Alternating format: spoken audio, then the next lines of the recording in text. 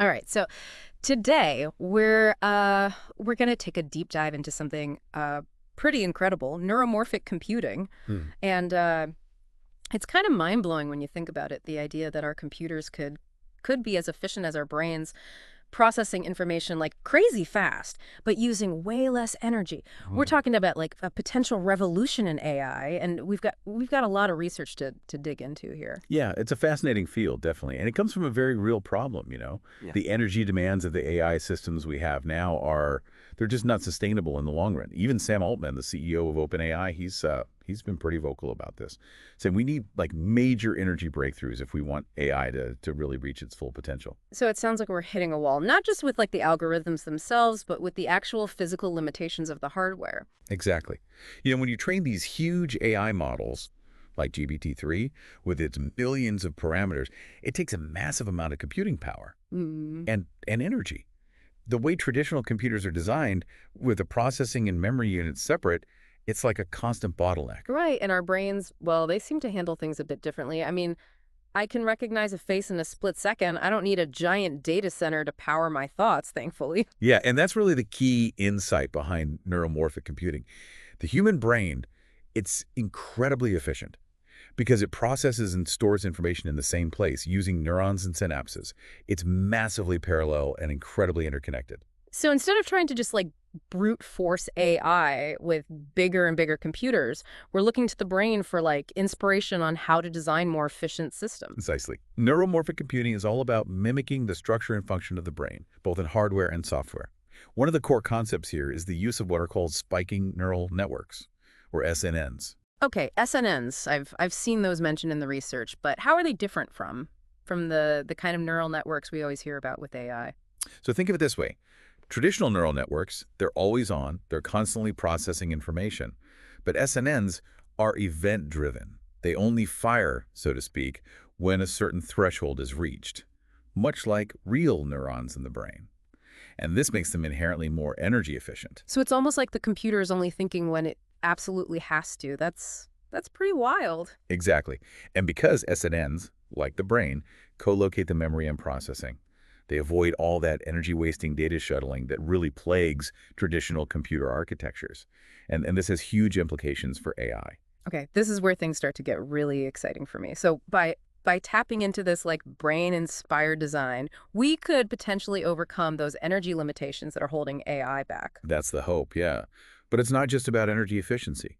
Neuromorphic computing could also lead to, breakthroughs in AI capabilities, Yeah. particularly in things like pattern recognition and real-time learning. Right. So what kind of real world applications are we talking about here? The research mentioned like a lot of possibilities from self-driving cars to smarter robots even. Yeah, the applications are really diverse. But instead of just listing them all off, maybe we can dive deeper into a specific example that highlights the power of neuromorphic computing. How about autonomous vehicles? Okay, self-driving cars, yeah. I'm all ears. What makes neuromorphic computing so well suited for that challenge? So picture this. Okay. You have a self-driving car navigating a busy city street. It has to constantly process information from its sensors, right? Making split-second decisions to avoid pedestrians, other cars, Yeah. unexpected obstacles. And traditional AI systems, they struggle with this level of real-time responsiveness because of those inherent processing and memory bottlenecks that we were talking about. So the car's like brain needs to be as quick and efficient as a human driver's brain to be safe. Exactly. And that's where neuromorphic computing can really shine. By mimicking the brain's ability to process and react to information in real time, SNNs could enable autonomous vehicles to make faster, more informed decisions, leading to safer, more efficient transportation systems. So it's not just about making self-driving cars a reality, it's about making them significantly safer and more reliable, overcoming these fundamental limitations of how we compute. Exactly. That's the potential. Yeah. This is just one example, really. Neuromorphic computing could revolutionize a whole range of fields, from healthcare to robotics to finance. Okay, so we've covered the what and the why of neuromorphic computing. It's about, taking inspiration from the brain to design these more efficient and more capable AI systems. But what about the how? What are the challenges in actually building these brain-inspired computers? Well, That's where things get a little more complicated. One major hurdle is the lack of standardized hardware and software for neuromorphic computing. It's still a relatively new field, and we haven't really settled on common architectures and platforms for development. So it's kind of like the Wild West out there right now with everyone experimenting with different approaches. Pretty much, yeah. And that makes it difficult for researchers to build upon each other's work, and for companies to develop commercial applications. And I imagine it makes it tough to attract talent and expertise to the field, too, if there's not like a clear path or set of standards. You're absolutely right. And this ties into another challenge, the highly interdisciplinary nature of neuromorphic computing. You need expertise in neuroscience, computer science, physics, even material science to really make progress. It's not easy to find people with that kind of combined skill set. So we're talking about a field that's both cutting edge and incredibly complex, which I guess explains why it's still in its early stages. Yeah, I think that's fair to say. Yeah. But despite the challenges, the potential of neuromorphic computing is so big that research and development are moving really quickly. And that's what makes this field so exciting, I think. Yeah, it feels like we're on the cusp of a major breakthrough here. But even if we overcome these technical hurdles, what are the broader implications of creating AI that's, more brain-like? Will it change how we interact with technology, how we think about intelligence itself? I have a feeling this deep dive is about to get even more interesting. I think you're right about that. Those are the kinds of questions we need to be asking as we go deeper into this new frontier of computing. And in the next part, we'll explore some of the potential societal and ethical implications of neuromorphic computing. It should be a fascinating discussion. Looking forward to it. Okay, so we've established that neuromorphic computing is taking inspiration from the brain to build more efficient AI, and maybe even more powerful AI. But you mentioned some broader implications. What happens when we start creating AI that's, not just more capable, but more like brain-like in how it operates? Right, that's where things get really interesting and maybe a little unsettling too.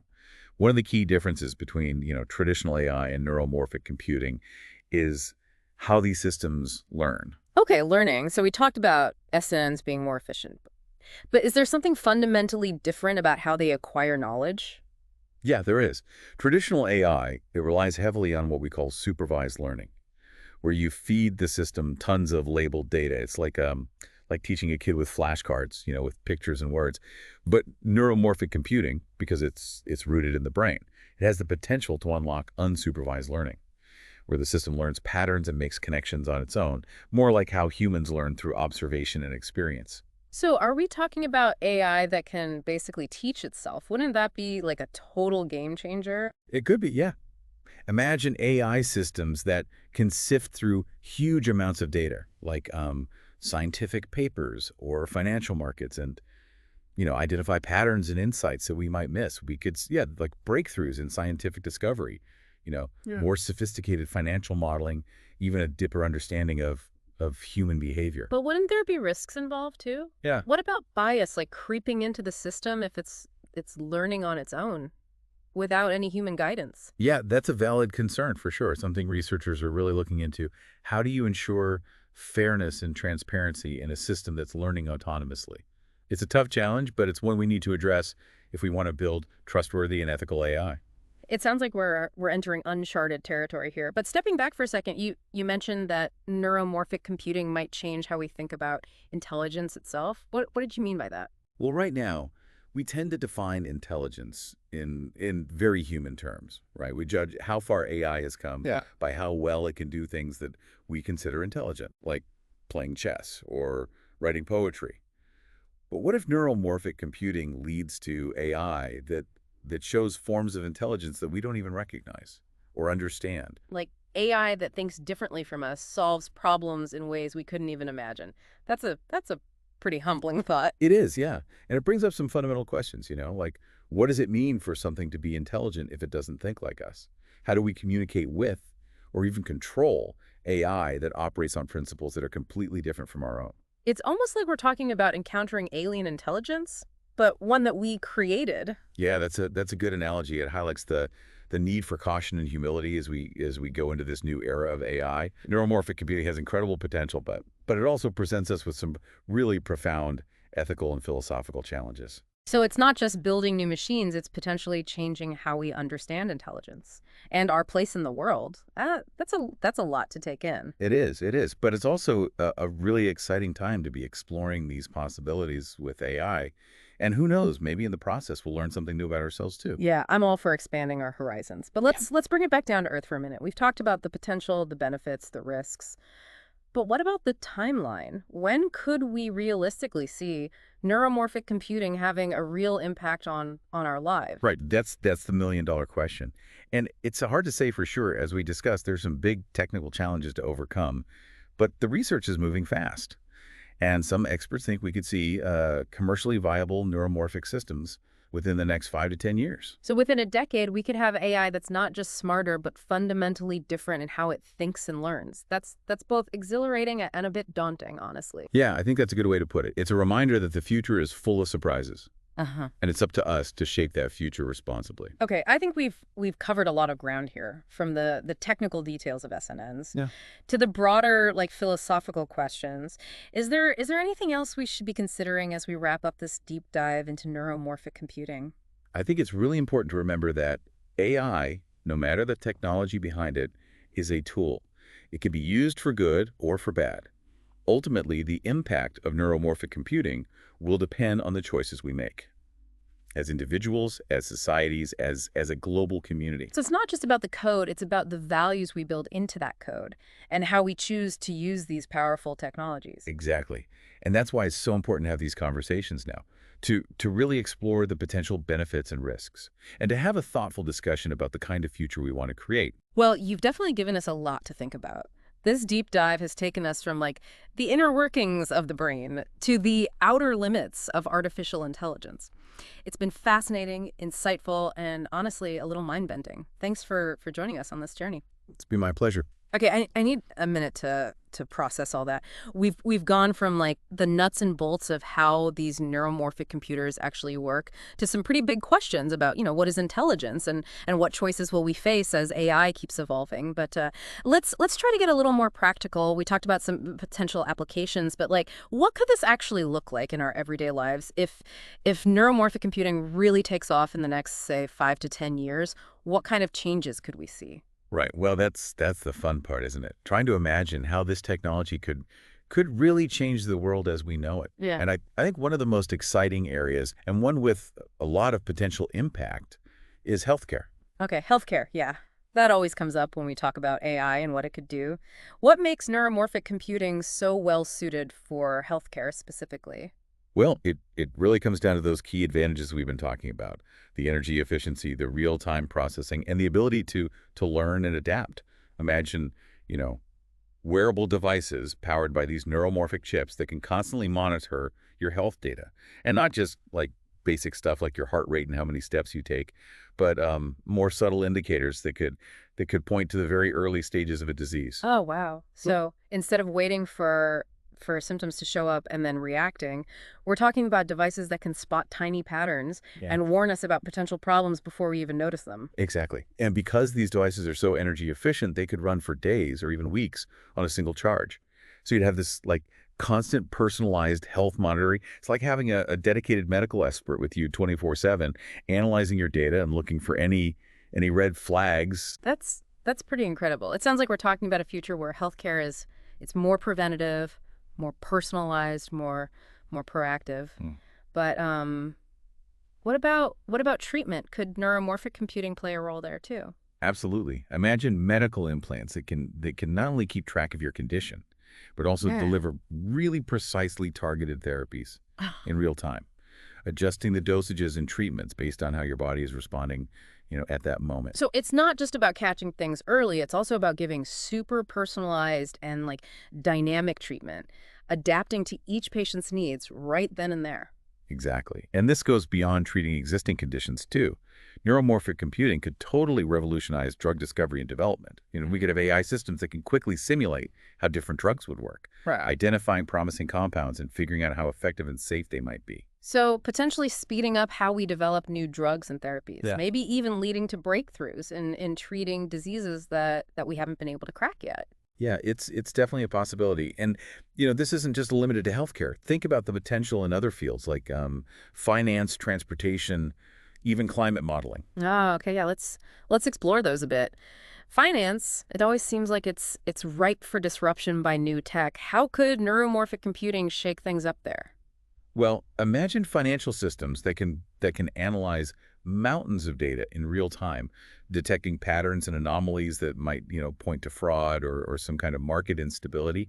These systems could not only prevent financial losses, but also give people more accurate and personalized financial advice. So, making financial systems smarter, more secure, and more responsive to what people actually need.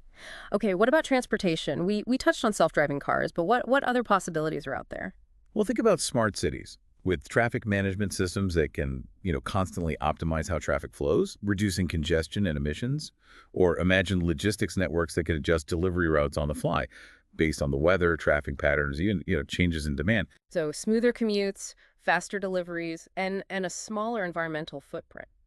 It sounds like neuromorphic computing could help us build more efficient and more sustainable cities. I think so, yeah. And, beyond our planet, neuromorphic computing could even help us understand the universe better. Imagine space probes with AI systems on board that can analyze data from, distant planets and galaxies, making discoveries in real time without having to send all that data back to Earth. Wow, that's mind-blowing. It feels like the possibilities are endless. But before we get too carried away with all this futuristic stuff, let's ground ourselves for a second. What's one key takeaway our listeners should keep in mind as they think about this rise of neuromorphic computing? I think the most important thing is to approach this technology with both, excitement, but also a healthy dose of caution. Neuromorphic computing is incredibly powerful. And like any powerful tool, it can be used for good or it can be used for bad. In the end, the impact of this technology will depend on the choices that we make as individuals, as societies, as a global community. So it's not just about the code itself, it's about the values that we build into that code and how we choose to use these incredible technologies. Exactly. And that's why these conversations are so important to have now, Right. to really explore the potential, the good and the bad, and to have a thoughtful discussion about, what kind of future we want to create. Well, you've given us a lot to think about for sure. This deep dive has been fascinating. We've gone from, the inner workings of the brain to the furthest reaches of artificial intelligence. It's been eye-opening, thought-provoking, and honestly, a little bit mind-boggling. Thanks for taking this journey with us. It's been my pleasure. And to everyone listening, thanks for tuning in. Until next time, keep exploring, keep asking those tough questions, and keep imagining what's possible. It's